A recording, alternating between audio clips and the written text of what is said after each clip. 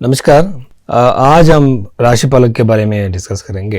इससे पहले नेक्स्टजन astro audience को मैं नमस्कार बोलता हूँ। इसमें पहले हम ये समझना है कि ज्योतिष में बहुत गड़बड़ चल रहा है, धोखा चल रहा है। आप देख सकते हो न्यूमरोलॉजी में वो नंबर लिखने के लिए बोलते हैं रेमेडीज, उसके साथ में वो बोलते हैं कि आपका मोबाइल नंबर चेंज कर दो, व्हीकल नंबर चेंज कर दो, आपका लक बदल जाएगी। वो ज्योतिष शास्त्र में नहीं है।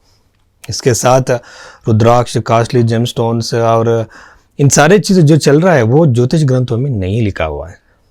आप सिर्फ बृहत पराशर वरा शास्त्र ग्रंथ में जो लिखा हुआ है उसको उसके ऊपर भरोसा करना पड़ेगा। आप देख सकते हो पराशर ग्रंथ में सिर्फ मंत्र जाप और रेमेडीज जो है वो मंत्र जाप और दान के बारे में ज़्यादा है। जो भी ग्रह का दशा चल रहा है उस दशा ग्रह का जो मंत्र मूल बीज मंत्र होता है वो मंत्र को पठन करने से आपका समस्या से बाहर आ सकते हो। मगर ये विचार ये है कि बहुत एस्ट्रोलॉजर्स ने हमको मिसगाइड कर रहे हैं। आप ये देखना है ज्योतिष का जो तत्व ये है कि आध्यात्मिक विचार में वो कहाँ है वो हम पहले जानना पड़ेगा। ज्योतिष इसके लिए इस्तेमाल करना पड़ता है। इसमें आप देख सकते हो संचित कर्म, प्रारब्ध कर्म, क्रिया कर्म का है। इसमें जो कर्म का जो प्री डेस्टिनेड इवेंट्स होते हैं उसको हम कुछ नहीं बदल नहीं सकते, कुछ चेंजेस ला सकते हैं। आप देख सकते हो इसमें मंत्र जाप करने से और दान करने से ग्रह का जो नेगेटिव इफेक्ट होती है वो कम हो जाता है। इसके वजह से वो इवेंट भी कुछ बदल सकते हैं हम। इसके बिना पूरा डेस्टिनी कोई एस्ट्रोलॉजर बदल नहीं सकता है। आप ये मन में रखना है। और साथ में ग्रंथ में ज्योतिष ग्रंथ में जो रेमेडीज है वो फॉलो करना पड़ेगा।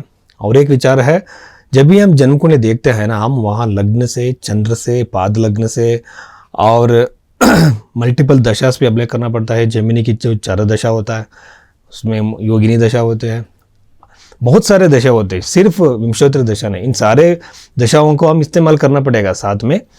और एक विचार है यहाँ बर्थ टाइम रेक्टिफिकेशन का एक विचार है। बहुत एस्ट्रोलॉजर्स ने जो आप टाइम दे रहे हो उसी टाइम के ऊपर आधार पर जन्म कुंडली निकाल कर आपको प्रेडिक्शन देते रहता है, वो सही नहीं निकलेगा।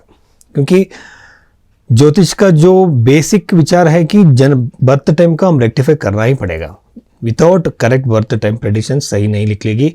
इसलिए जो एस्ट्रोलॉजर है आपको प्रेडिक्शन देने से भी पहले वो आपका बर्थ टाइम रेक्टिफाई करना पड़ेगा। बिना रेक्टिफिकेशन आपका प्रेडिक्शन सही नहीं हो पाएगी। ठीक है, इस प्रकार से जन्म कुंडली को देखने के लिए आप जो नीचे जो नंबर है वो नंबर को मुझे कॉल कर लीजिए। उसी नंबर में आप कंसल्टेशन ले सकते हो। हर तरीके से, हर प्रकार से जन्म कुंडली को हम साइंटिफिकली एनालिसिस करके मैं आपको प्रेडिक्शंस देता हूँ। नमस्कार, आज हम बात करेंगे वृश्चिक राशि वालों के बारे में। यहाँ मैं जो फलदीपिका में मंत्रेश्वर का जो फलदीपिका है उसमें जो दिया हुआ है राशि फलों के बारे में उसके आधार पर बात कर रहा हूँ। बहुत एस्ट्रोलॉजर्स ने ये बता नहीं सकते क्योंकि मैं कहाँ से लेकर आया हूँ ये जो सिद्धांत। क्योंकि आप देख सकते हो कुछ लोग न्यूमरोलॉजिस्ट में बताते हैं कि आप नंबर लिख दो, ऐसा नंबर इस फिंगर में लिख दो, नंबर चेंज कर दो। ये कहाँ लिखा है, कहाँ लिखा हुआ है? देखिए, एस्ट्रोलॉजी में प्रेडिक्शन देने से पहले ज्योतिष को ये ज्ञान होना है कि ये ज़रूर है कि वो मैं किस ग्रंथ से ये लेकर आया हूँ। ये ज्ञान नहीं है, ये उन लोगों का स्वयं सृष्टि है। ये लोग है ना स्वयं सृष्टि करके रेमेडीज बता रहे हैं। इसके ऊपर ये नहीं करना है, भरोसा मत करना है। देखिए, वृश्चिक राशि में जो चंद्र है नीच हो जाता है। इसके वजह से मैं जिन लोगों का वृश्चिक राशि वाले मेरे पास आते हैं ना, वहाँ मैं उन लोगों का हाथ भी देखता हूँ। हाथ में अननेसेसरी लाइन्स है, तो ज़्यादा लाइन्स है तो उन लोगों को ज़्यादा ओवर थिंकिंग, डिप्रेशन जैसे समस्या और मूड स्विंग्स, एंग्जाइटी समस्या भी ज़्यादा रहते हैं। क्योंकि चंद्र भी अफिलेटेड रहता है, यहाँ विषयोग बन गया तो शनि और चंद्र का संबंध हुए तो ज़्यादा एंग्जाइटी प्रॉब्लम्स रहता है। इसलिए बहुत केयरफुली देखना पड़ेगा। इन लोगों ने ज़रूर मेडिटेशन करना है, प्राणायाम करना है। आप YouTube जा सकते हो, वहाँ आपको प्रोग्रेसिव मसल रिलैक्सेशन नाम का एक रिलैक्सेशन मेथड है, वो भी प्रैक्टिस कर सकते हो। बाद में इसके वजह से ये वृश्चिक राशि वालों को ये इन्वेस्टमेंट के लिए इतना अच्छा नहीं है। मगर एक एंसेस्ट्रल प्रॉपर्टी मिलने का योग बनता है, बन रहा है। बाद में एक अनएक्सपेक्टेडली पैसे आ सकते हैं, कुछ लोगों को पैसे देते हैं मगर वापस नहीं आएगा, मगर इस समय में पैसे आ सकता है, एक अनएक्सपेक्टेड वे में एक बड़ा एक लार्ज अमाउंट ऑफ मनी आ सकता है इन लोगों को। पंचम भाव में शनि होकर संतान के लिए इतना अच्छा नहीं है।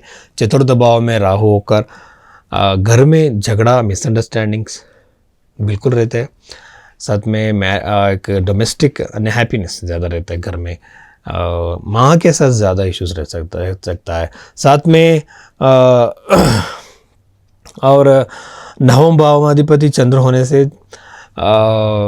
विदेश जाने का योग ज़्यादा रहता है। विदेश जा सकते हैं आप, और जो विदेश जाने के लिए कोई टेक्निकली इम्पोर्टेंट डॉक्यूमेंट्स आपको इम्पोर्टेंट है तो वो भी मिल सकता है आपको। ये विदेश जो लोगों ने विदेश जाने के लिए तैयारी कर रहे हैं, ये इम्पोर्टेंट है। और प्रमोशन मिल सकता है, गवर्नमेंट जॉब भी मिल सकता है।